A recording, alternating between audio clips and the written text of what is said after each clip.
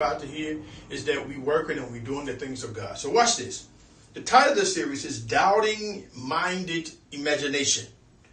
Doubting Minded Imagination. Here's a quote. The quote states this: to believe is to be strong. Doubt cramps energy. Belief is power. That's actually Frederick W. Robertson. Here's what I want you to know from the onset. There is nothing you can do with two minds. People sometimes say they wish they have more than one head, but trust me, to operate with more than one mind would be called wavering in mind, will be called undecided. That affects everything from the way you think, how you feel, and behave. Does not mean either of the two has to control your life. But you must be careful, because when you're thinking double-minded, it messes with the way that you think. You know, we hear the story often. We see this in movies, or we see it on sitcoms, whatever the case may be. We see these different areas or avenues, and we notice there's always an angel on one side and there's the devil on one side. But here's the thing about it, that when you look at both of the angel and the devil, they both have the same face. What does that mean? That means that there's a choice to this. That means you have to make a choice to make a right and a wrong decision. There must be a choice to make a right and a wrong decision. You have to make sure that you understand that in everything that you do in life, the devil is always going to do his mess, and God will always have his trust and his purpose sitting there for you. I'm reminded of my brother Keith Sweat, and he says this: there's a right and a wrong way to love somebody.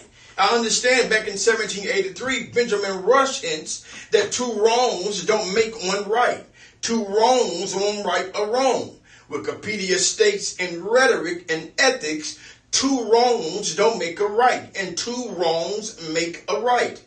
Are phrases that denote philosophical forms or normalities. Two wrongs make a right has been considered as a fallacy of relevance, in which an allegation of wrongdoing is countered with a similar allegation. Its antithesis, two wrongs don't make a right, is a proverb used to rebuke or renounce wrongful conduct as a response to another's transgression. Two wrongs make a right is considered one of the most common fallacies in Western philosophy. I remember in the Bible in Matthew chapter 26, verse 14 through 16, a story about Judas, and it says this: and one of the 12, the one called Judas Iscariot, went to the chief priest and asked, "What are you willing to give me if I deliver him over to you?" So they counted out for him 30 pieces of silver. From then on, Judas watched for an opportunity to hand him over. Now watch this. There was a double-minded decision. There was a purpose. There was a understanding here. He had a choice to make. He could have chosen not to do it, but there was a double-minded decision here. Because he sat back saying that he was with Jesus and that he loved the Lord and he was a part of the Christ movement at the same time trying to destroy him and kill him. At the same time, trying to deliver him over to those who presented him with money. He was in a double-minded moment. We know the story that at the end of that Judas killed himself, because when he came to his senses, when he got to his sound mind, he realized what he had done, and he killed himself. Genesis chapter 11, verse 5 through 7 says this: and the Lord said, behold, that the people is one, and they have all one language. And this they begin to do, and now nothing will be restrained from them which they have imagined to do. Now watch this. So he says, let us go down, and there confound their language, that they may not understand one another's speech. Now here's the points I want to bring out about this. I want you to see this, that the point from this is this: that the people is one. They were one. They had one mind. They were all thinking the same way.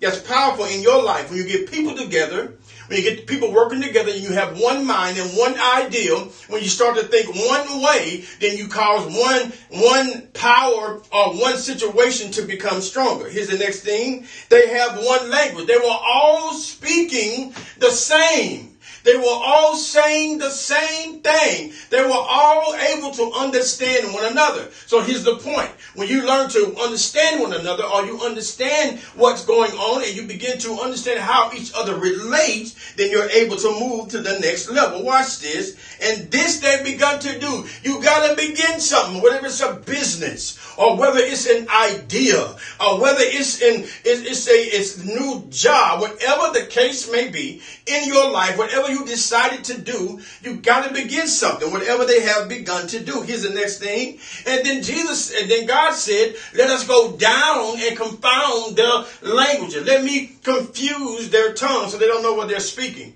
So watch this. In your daily life, even though God was using this for a reason, and I'm going to tell you why he confused their language, because some of us thinking, well, God, why did you confuse their tongues? We're going to talk about that in just a few minutes. So watch this. He confounded. He confused them. He made them unaware. The next person know what the next person was speaking. He made them unaware of how to speak. There was confusion. God is not the author of confusion. So anytime there's confusion in your relationships, in your family, in your marriage, in your understanding of life, confusion is not of the Lord. Watch this.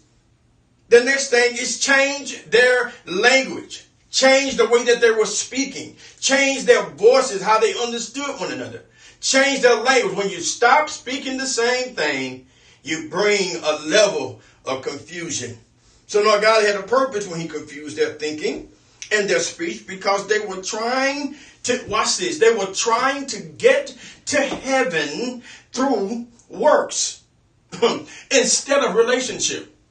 You can't buy your way into heaven. You can't build your way into heaven. You can't lift your way into heaven. You can't build a castle in the sky that will put you in heaven. You can't allow yourself to